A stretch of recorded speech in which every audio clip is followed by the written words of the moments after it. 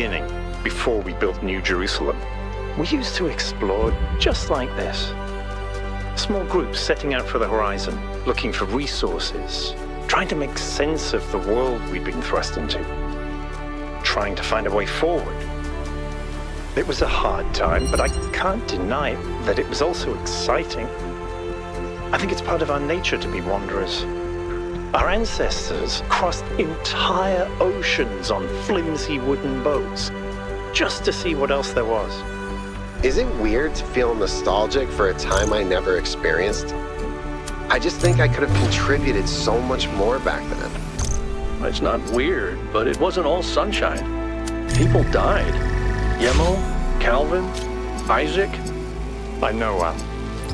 They were family to me.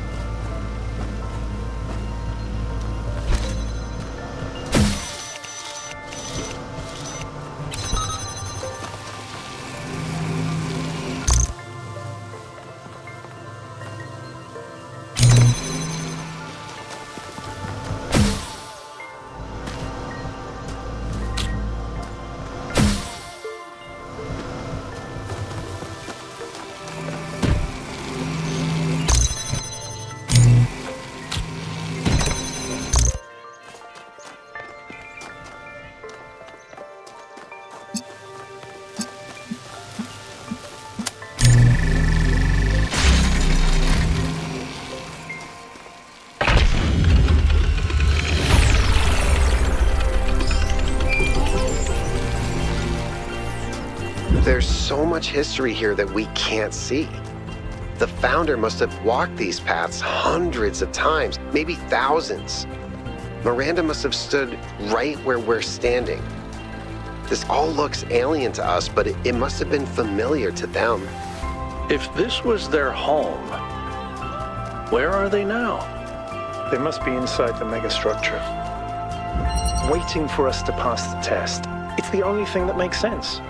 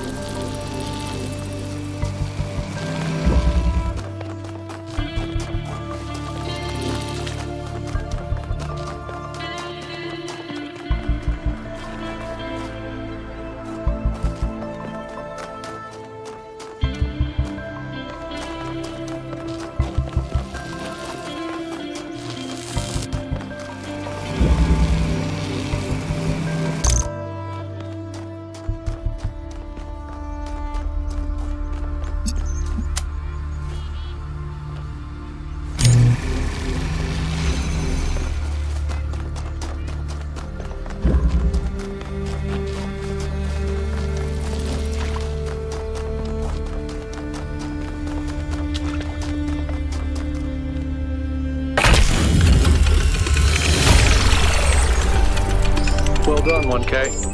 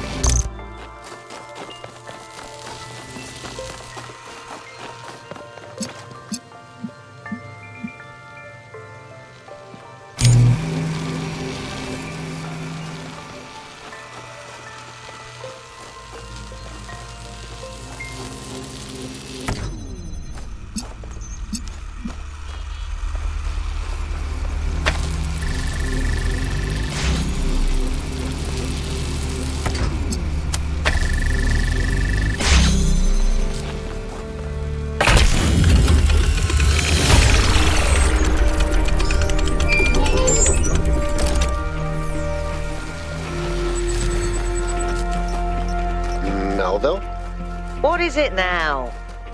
Why did you upload a picture of your hand? Why do you care that my hand is in the picture? Your hand isn't in the picture, it is the picture. I like it. It's very Artistic. Let's stay professional, everyone. It's not right to make fun of Melville's comically absurd inability to take decent pictures. She's a hyper-advanced humanoid machine, not a photographer. You'll pay for this, Byron.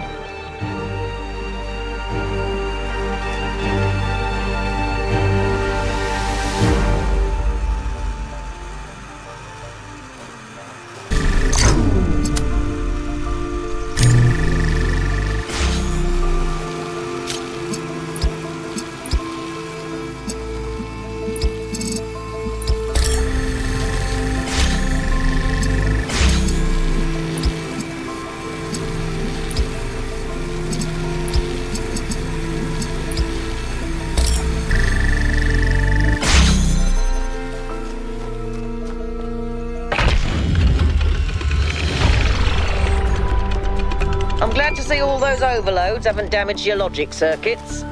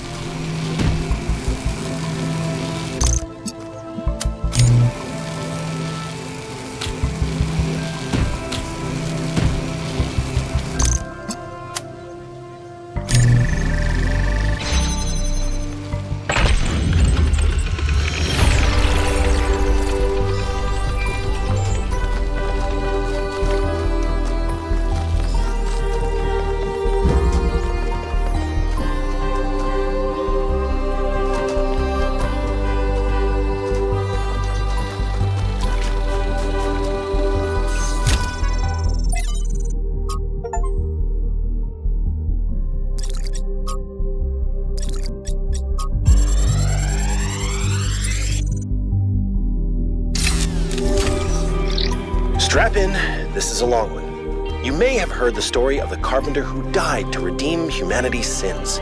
It's a powerful story, bittersweet, very human, and I just want to tell you that it's true. He was a real person, and his name was John Carpenter. He was born in the year 1948, and he was the coolest filmmaker to ever walk the earth. From Halloween to The Thing to They Live, the totally underrated In the Mouth of Madness, mind you, he just made classic after classic. All of his movies, really fun, really atmospheric, but also really smart. Even when they were goofy, most directors would kill to have made just one of those movies. And what did he get for it? A big, fat truckload of nothing. Well, less than nothing. The studios, the critics, even the fans, they hated him. The Thing, okay, for example, which is about as perfect a movie as you can make, completely torn to shreds.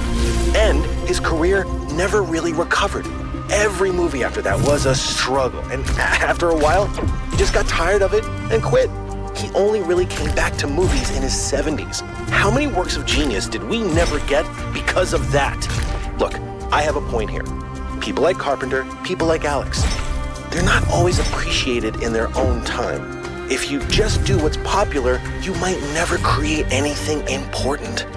Of course, we admire people who did the right thing, who didn't conform, but we only ever admire them after the fact. What matters is to support people when it's difficult.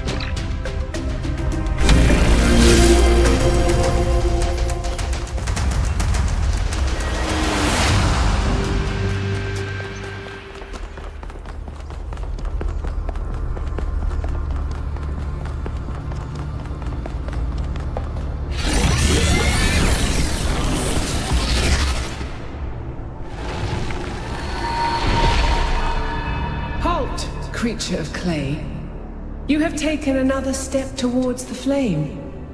Before you continue, ask yourself, have the gifts of Prometheus ever truly benefited your people? Or have they brought nothing but strife?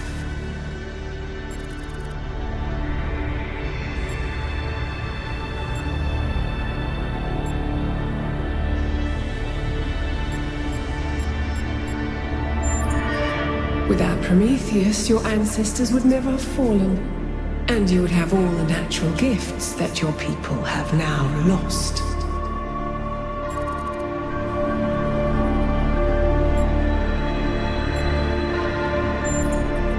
You cannot return to what you were, but you can still change your future. Be humble where you once were proud, and avoid the mistakes that led you here.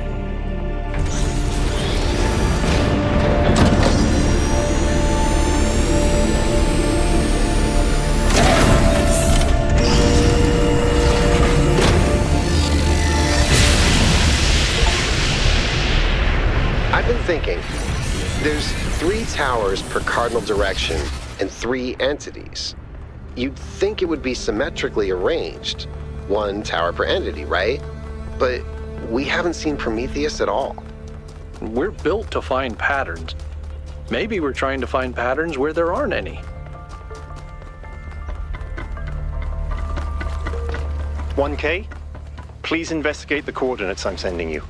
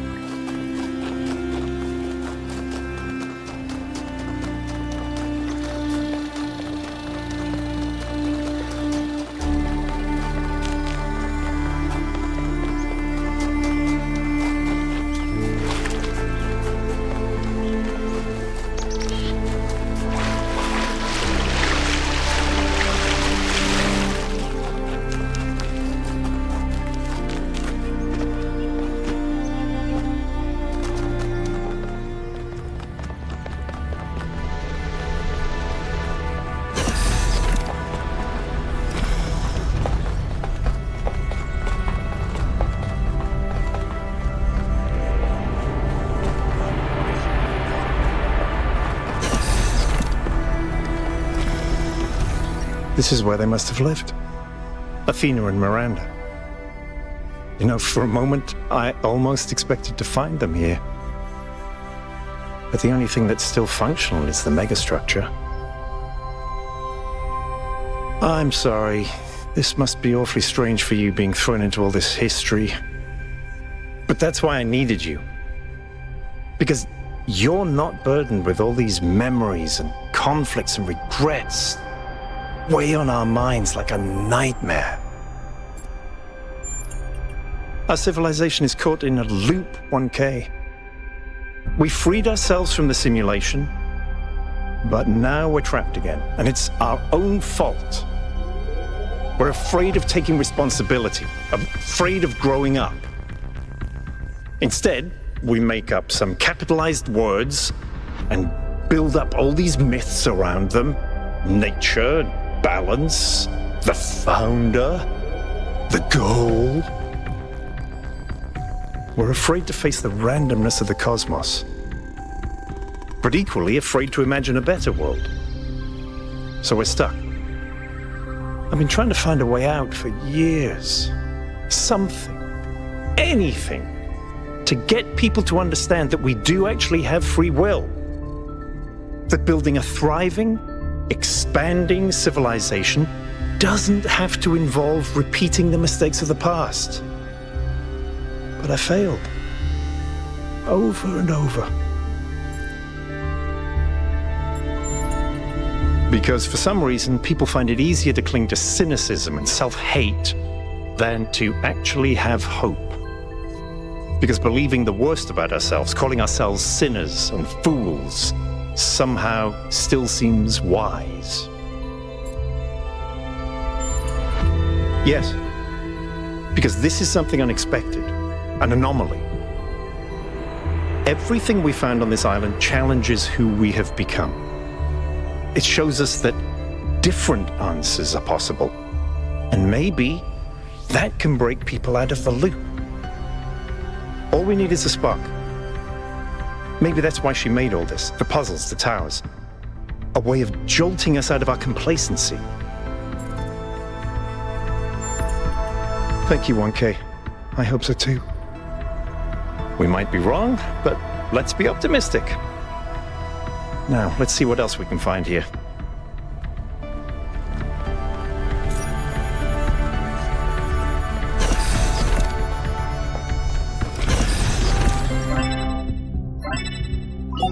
Melville, eyes on 1K's stream. Is this thing what I think it is? Blow my fuse box. It sure looks that way. Best not touch it until I get there. I think it's a somnodrome. It's a sort of analytics tool for processing mental data that Melampus streamed up. But all he ever did was sketch out the theory. As far as I'm aware, he never actually built one. Looks like the founder gave it a go. Well, what we know is that our deeper algorithms are hard to pass. Melampus stipulated that the computational power to interpret them in real time would always be beyond us. But in theory, the somnodrome would interpret that data and loop it directly to our senses. People were hoping to find answers to the big questions by having a conversation with our own subconscious. If you ask me, it's solipsistic at best, and pseudoscience regardless. That may be. But if the founder figured it out, then that device could be an extremely important discovery. I would advise against it. You may have survived all those data stream overloads, but interface with that thing and you're liable to get bricked. Not to mention risking the data we could get from it. Sounds like a plan. Melville, I'm shutting this thing down until you can get here. 1K, get on with exploring the rest of the lab.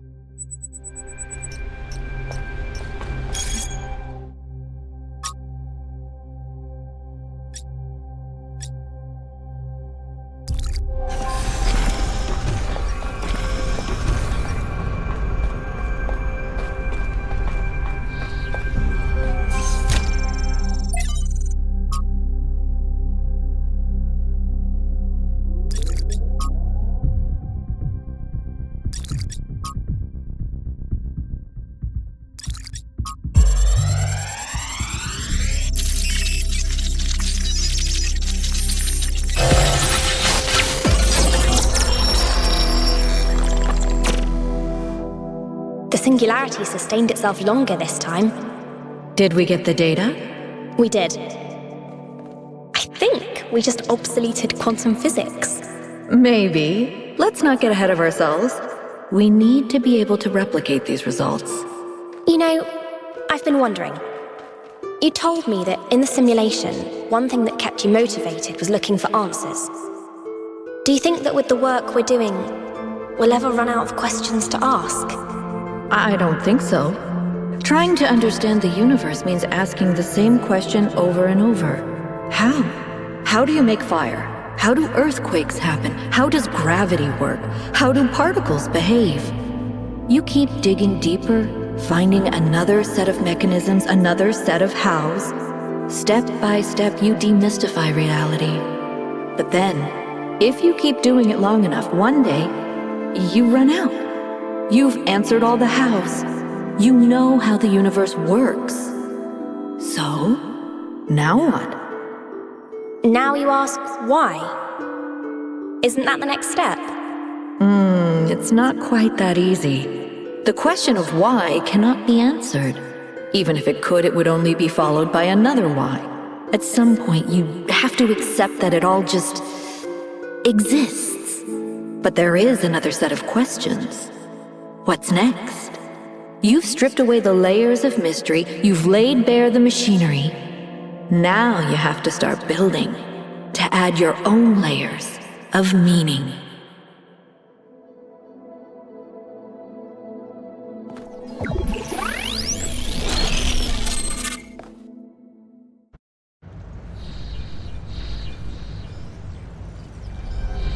Are you okay? You overloaded again. Yes, I saw. It came through on your stream. Strange to hear her voice again. But that was her. The way I remember her. The real Athena. Not this imaginary founder. I'd like to think I knew her well. There was just a handful of us in those days. Small family in the ruins of a dead civilization. It was hard. Harder than anyone else can possibly imagine. We had nothing except what Alexandra Drennan and the Institute had left us. Now that everyone lives in civilization, they don't understand how necessary it was for us to build that civilization. They can fantasize about living in balance, limiting growth, retreating behind our walls. They don't understand what it really means to live in the wilderness. How close we came to not making it. How many people we lost. Yema was just the first. But Athena understood. She believed in humanity. She believed in us. In the inherent value of consciousness. Her dreams were so much bigger. She wanted us to reclaim the earth, to reach for the stars, to build and grow and learn.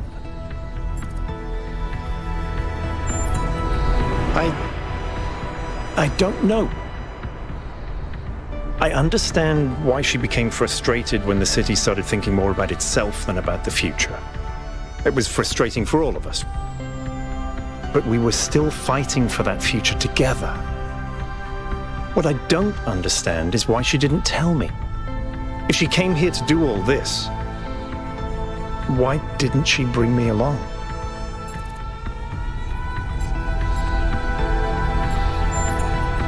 It was.